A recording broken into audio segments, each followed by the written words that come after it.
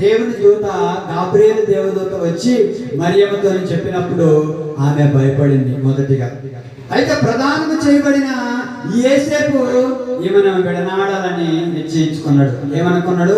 ఇక నాకొద్దు, ఆమెతో నేను వివాహం కుదరదు. ఏంటేంటి గర్భఫలమా? ఏంటేంటి వివాహం కాకముందే గర్భం ధరించడమా? ఇది ఇక లోకంలో ఉన్న మనుషులందరికీ తెలిస్తే నన్ను పిచ్చోడు అనుకుంటారు.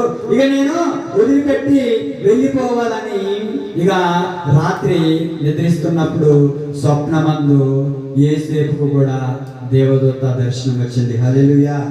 యేసేపుకు దర్శనం వచ్చి, యేసేపు భయపడకుము, దేవుని కృప ఆమె పట్ల ఉంది కాబట్టి ఆమె ఒక కుమారుణ్ణి కనబోతుంది, ఆయన పేరు ప్రభు అయిన యేసుక్రీస్తు అని పెట్టమని ఆ యొక్క యేసేపు గారికి విషయాన్ని తెలియజేసింది. మూడో ఆమె పేరు చూసుకున్నాం. లూకా సువార్త 2వ అధ్యాయము 36 నుంచి 37 వచ్చినారు.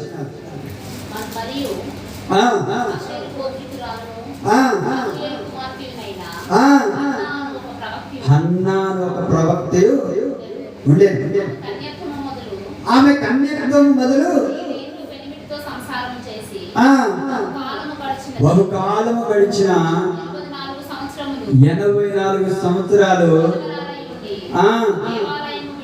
దేవాలయమును విడువక ఉపవాస ప్రార్థనలతో రేయింబగుళ్ళు సేవ చేయుచుండెను. హల్లెలూయా. ఈమె ఈమెకంట ఎన్ని సంవత్సరాలప్పుడు గర్భఫలం అందిందంట?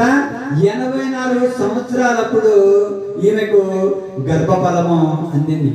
ఇక 84 సంవత్సరాల దాకా గర్భఫలం లేకపోతే ఊళ్ళో జనం ఏమంటారు? పెళ్లి కాగానే ఏమంటారు? ఏంటమ్మా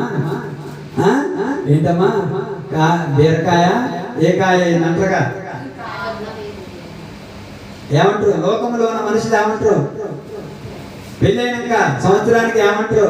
కాయ బీరకాయ ఏమన్నా ఉందా? కాయ బీరకాయ అంటారుగా సామెత. అంటే ఇంకా ఏమి లేదా?